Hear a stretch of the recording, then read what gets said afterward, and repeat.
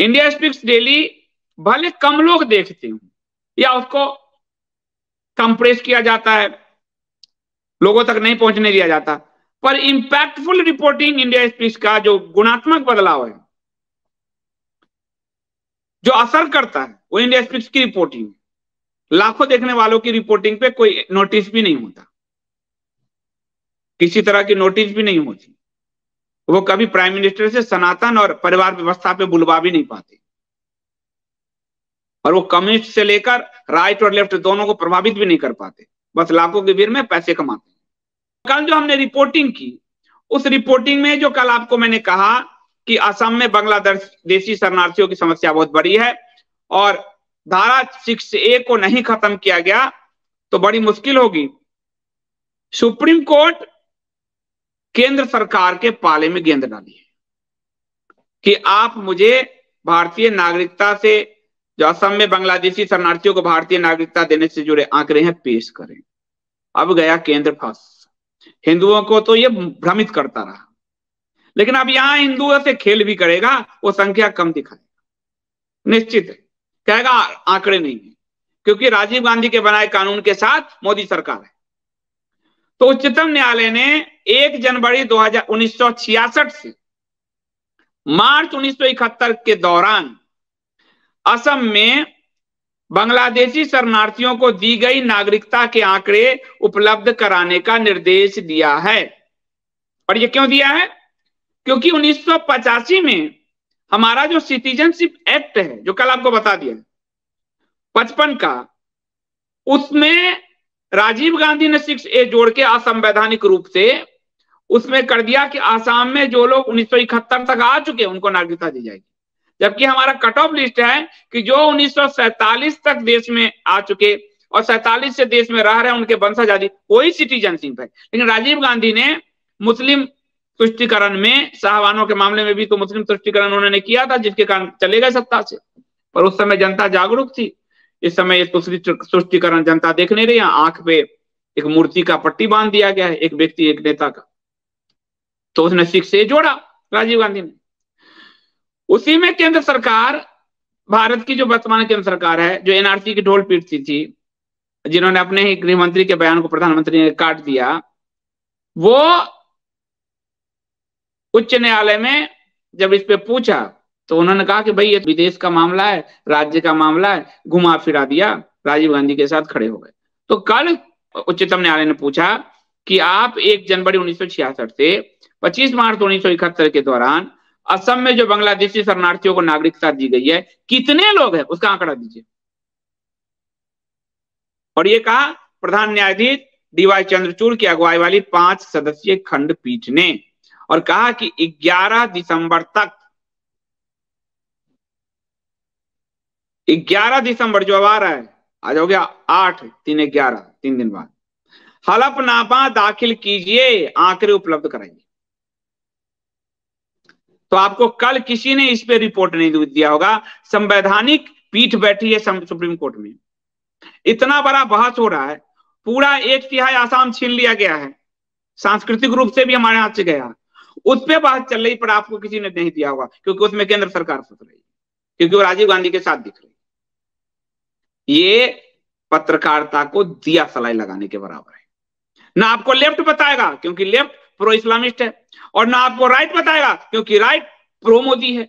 तो इस pro Islamist और प्रो भाजपा प्रो मोदी दोनों मिलकर आपसे सच छुपा लेते हैं। नो लेफ्ट नो राइट, दोनों एक साथ है।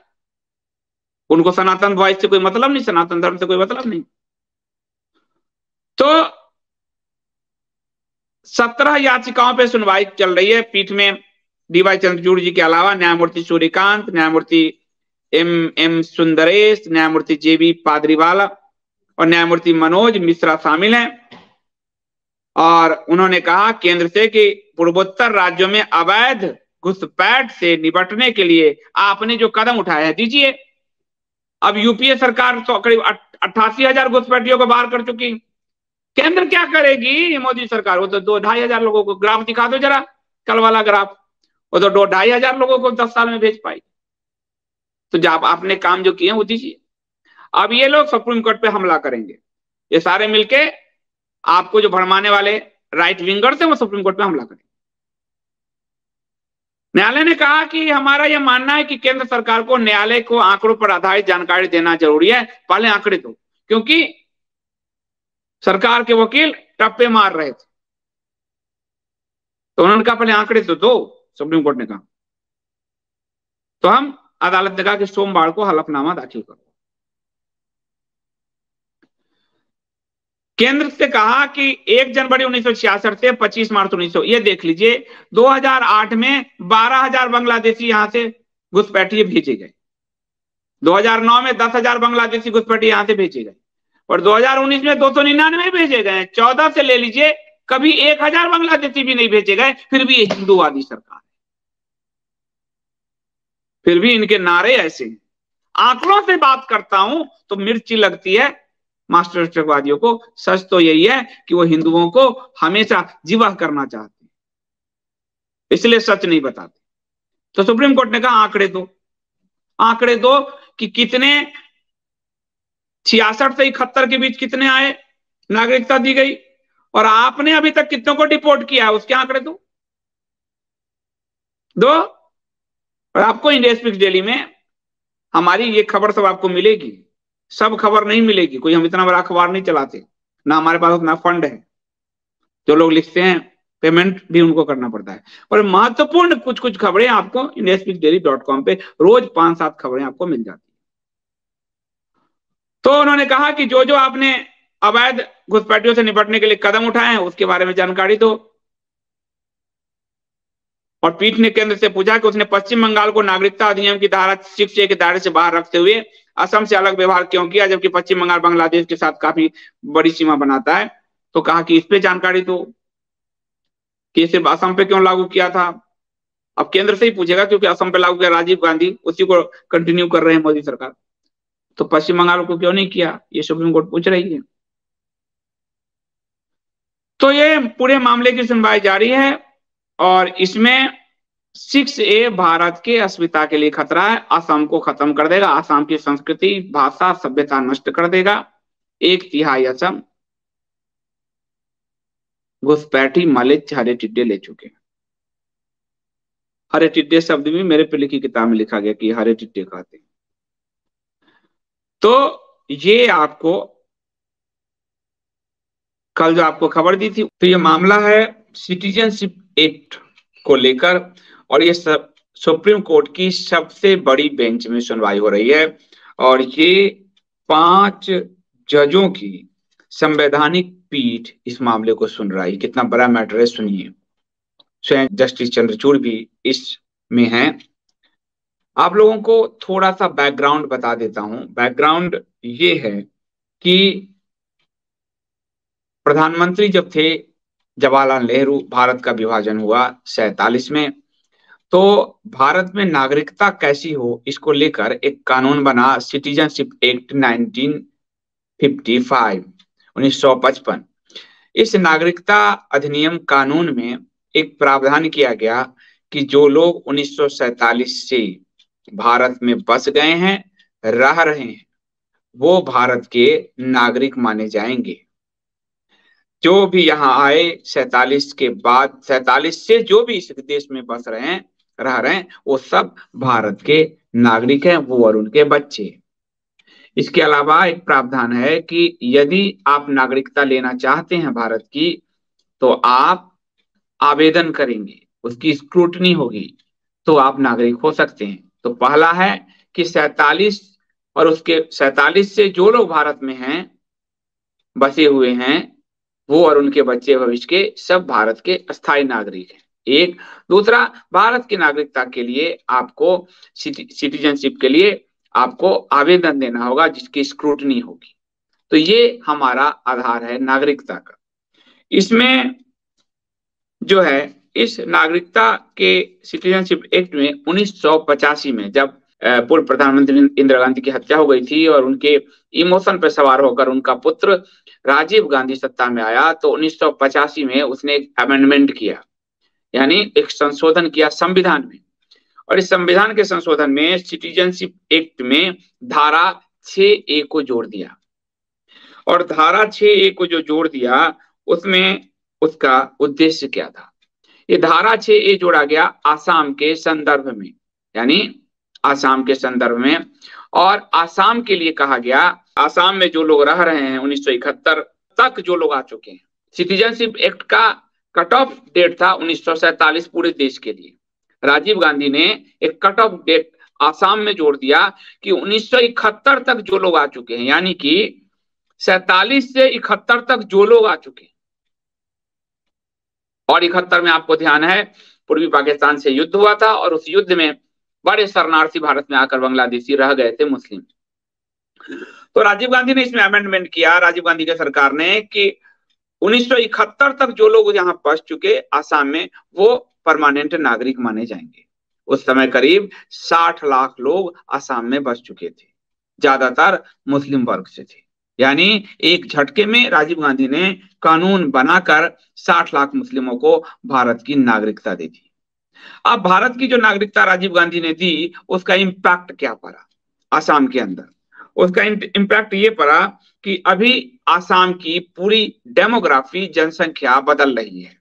आसाम में लोकसभा की 14 सीट है, इसमें से 6 सीट जो है अब बांग्लादेशी घुसपैठियों का एक तरह से उस पर प्रभुत्व हो गया है।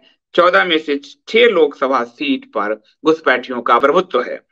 उसके अलावा विधानसभा की 126 सीट है, इस 126 सीट में से 42 सीट पर घुसपैठियों का प्रभुत्व है।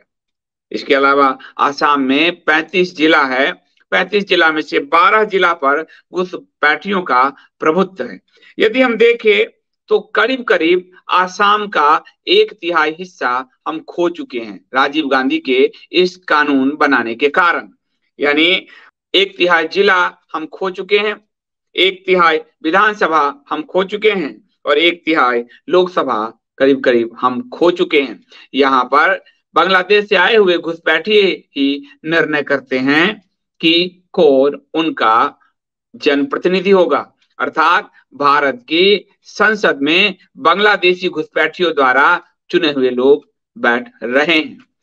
अब यही अगर रफ्तार रही तो करीब 20, 22, 25 साल के अंदर आसाम की पूरी सरकार घुसपैठिए ही बनाएंगे। आसाम का सारा लोकसभा क्षेत्र, सारा विधानसभा, सारे जिले में घुसपैठिए ही होंगे।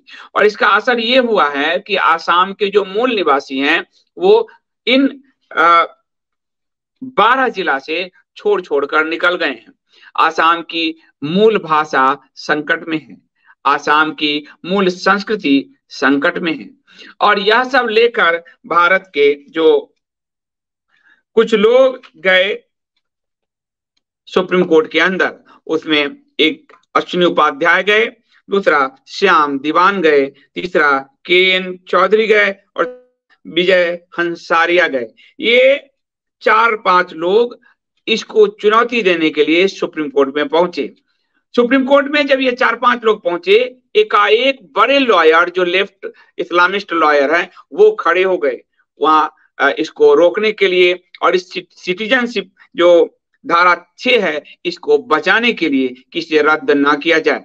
जो लोग पहुंचे उसमें इंदिरा जयसिंह लेफ्ट, जिन्हें बाहर से फंडिंग आती है और जिस पर ED आदि की जांच भी हो चुकी है बाहर से फंडिंग के लिए। कपिल सिब्बल, आपको ध्यान होगा हादिया केस में कपिल सिब्बल ने करीब करीब 1 करोड़ रुपए लिए थे PFI से, जो इस्लामिक कट्टरपंथी संगठन है। उसके अलावा राजू रामचंद्रन, गुजरात दंगे में इनको जनता के मित्र वकील बनाकर भेजा गया था, राजू रामचंद्रन। उसके बाद संजय हेगड़े वहां पहुंचे। ये सारे लोग लेफ्ट आइडियोलॉजी के हैं, और ये सब कांग्रेस और लेफ्ट आइडियोलॉजी के हैं, जो ये बचाने के लिए वहां पहुंचे कि 6A होना चाहिए। आपको और आश्चर्य होगा कि इनको फंडिंग कौन कर रहा है। अगर किसी याचिका गई तो इसको डिफेंड करने के लिए इतने बड़े लॉयर जो एक केस के 50 लाख, 25 लाख, 30 लाख लेते हैं, कौन कर रहा है? तो आप थोड़ा सा पीछे जाइए तो इंदिरा जयसिंह पर जो छापे पड़े थे, आपको पता चल जाएगा कि इंदिरा जयसिंह को फंडिंग कहां से आती है। अब थोड़ा और पीछे जाइए तो हादिया केस में अगर आप देखेंगे तो कपिल सिब्बल करोड़ 70-80 लाख हादिया में, हादिया हिंदू ना हो जाए, घर वापसी न कर ले, मुस्लिम लव जिहाद हुआ था, उसको बचाने के लिए कपिल सिब्बल गए। यानी बड़े पैमाने पर ये फंडिंग बाहर की है, थ्रू पीएफआई जैसे हुआ इस तरह की, इसको बचाने के लिए। अब इस पूरे मामले में भारत सरकार का स्टैंड क्या है? भारत सरकार की ओर से मैं कहूंगा, इसमें आपको इंडियन एक्सप्रेस की खबर दिखाएगा कि भारत सरकार की ओर से इसमें हमारे जो इस पूरे मामले में सॉलिसिटर जनरल तुषार मेहता भारत सरकार का पक्ष रख रहे हैं। लिखित में उन्होंने पक्ष रखा है। उन्होंने जो कहा सुप्रीम कोर्ट से भारत सरकार ने, वो सुनिए। Is a part of the legislative policy of parliament, ये संसद का संविधान और के द्वारा जो पॉलिसी है, arising for a political settlement with relevant parties based on certain relevant consideration of state policy and foreign policy. यानी ये सरकार इसको स्टेट पॉलिसी, फॉरेन पॉलिसी की आड़ में इस व्यवस्था को बनाए रखने की हामी है। यानी जहां एक तरफ कपिल सिब्बल आदि 6A को खत्म ना हो, इसके लिए व्यवस्था कर रहे हैं, वहीं भारत सरकार का रवैया भी वही है। यानी राजीव गांधी ने जो एक अवैध कानून बनाकर पूरे आसाम के डेमोग्राफी को बदल दिया, उसके पक्ष में उसकी पार्टी के वकील तो है ही सब, और लेफ्ट तो है ही पूरा। अब ये सरकार भी उसी की लाइन पे बोल रही है। तुषार मेहता ने कहा, inasmuch as a object sought of achieved by the legislation was established public order in the state and bring to an end a state of agitation in the state, मतलब वो स्टेट रिलेटिंग है, ये है, इस करके वो भारत सरकार अपने पक्ष से बच रही है। और ये कह रही है तो संवैधानिक प्रावधान है जी, इनडायरेक्टली यही है। तो इस पर आज भी सुनवाई हुआ, कल भी सुनवाई हुआ था, और आज भी इस पूरे में सुनवाई हुआ। भारत सरकार भी इसको बनाए रखना चाहती है। क्यों बनाए रखना चाहती है, मैं आगे आपको बताऊंगा। अब आप कहेंगे कि जो लोग यहाँ आ गए, अब भारत सरकार उसके साथ क्या कर सकती है इस पूरे मामले में? तो भारत सरकार ये कर सकती है कि भारत के संविधान में आपको सिटीजन यानी नागरिक और पर्सन एज ए पर्सन, दो प्रावधान है। ये बात सुप्रीम कोर्ट ने पूछा याचिकाकर्ताओं से कि याचिकाकर्ताओं आप बताइए कि कैसे इनको हटाया जा सकता है, कैसे क्या हो सकता है। याचिकाकर्ताओं ने कहा कि भारत के संविधान में नागरिकता तो है ही, दो कैटेगरी है, एक सिटीजन का, एक पर्सन का।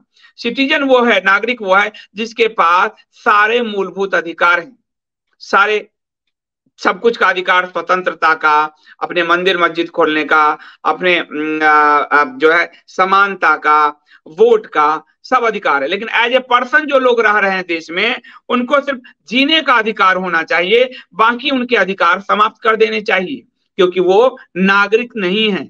और जो भारत की वोट की प्रक्रिया को प्रभावित कर रहे हैं, इसलिए उनका वोट का अधिकार, उनको कहीं भी मस्जिद बना लिया, मजार बना लिया, इन सब का अधिकार समाप्त हो जाना चाहिए। कोई अधिकार उनको ना मिले, सिर्फ लाइवलीहुड का अधिकार, जीने का अधिकार, रोजी रोटी हवा पानी का अधिकार मिले। ये व्यवस्था हर देश में होती है, लेकिन भारत की सरकार इसको कर पाएगी, ये बड़ा मतलब संभव ही नहीं है। लेकिन सुप्रीम कोर्ट में याचिकाकर्ताओं ने इस बात को रखा। इसमें याचिकाकर्ताओं ने लॉ कमीशन की रिपोर्ट भी रखी, जिसमें ये खतरे दर्शाए गए हैं। ब्रह्म कमेटी की रिपोर्ट भी रखी, और ये बताया कि जनसंख्या जो गणना है वो 2011 में हुई थी, परंतु मतदान तो आखिरी मतदान 2021 में हुआ है।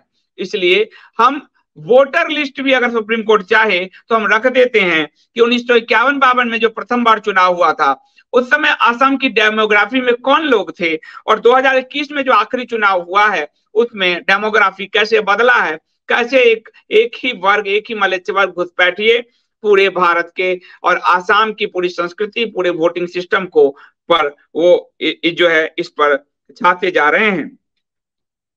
तो इसमें कहा गया कि एनआरसी लागू होना आवश्यक है। अगर एनआरसी लागू नहीं किया आसाम में, तो आसाम अपना अस्तित्व खो देगा और आसाम नहीं रह पाएगा।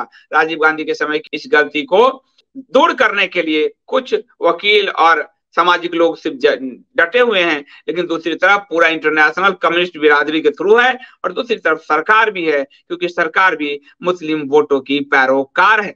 अब इस पूरे मामले में यदि आप देखें तो मैं आपको आसाम के मैं कुछ चीजें और बताते हुए आपको आसाम की जो मूल संस्कृति को खत्म करने का प्रयास है वो आपको 2-3 बार दिखेगा।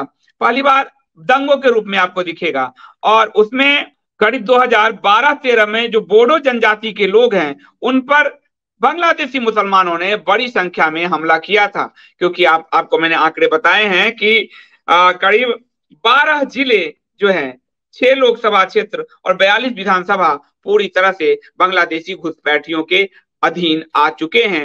यानी उन पे जनसंख्या 40%, 50%, 30% ऊपर जा चुकी है उनकी जनसंख्या। तो बोडो जनजाति के लोगों पर हमला किया गया।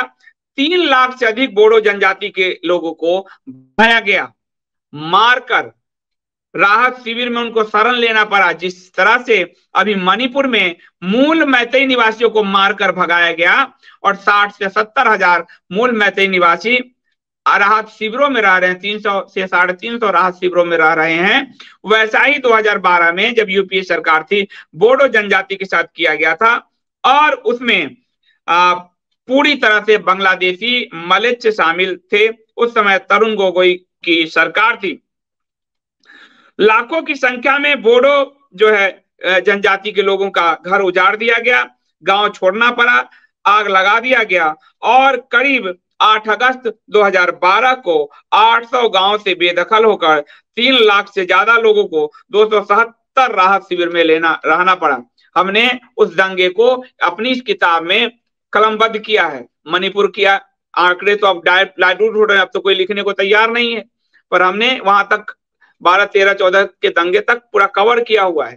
तो और इस पूरे मामले में बहुत ही खराब स्थिति में वो लोग रह रहे थे और इसके बीच जो है धराधर ये जो बांग्लादेशी घुसपैठी हैं उसको सरकारें बसाती चली गई। कांग्रेस की ये नीति थी, 6A सिटीजनशिप एक्ट में लागू किया और भाजपा की सरकार उसको सपोर्ट कर रही है।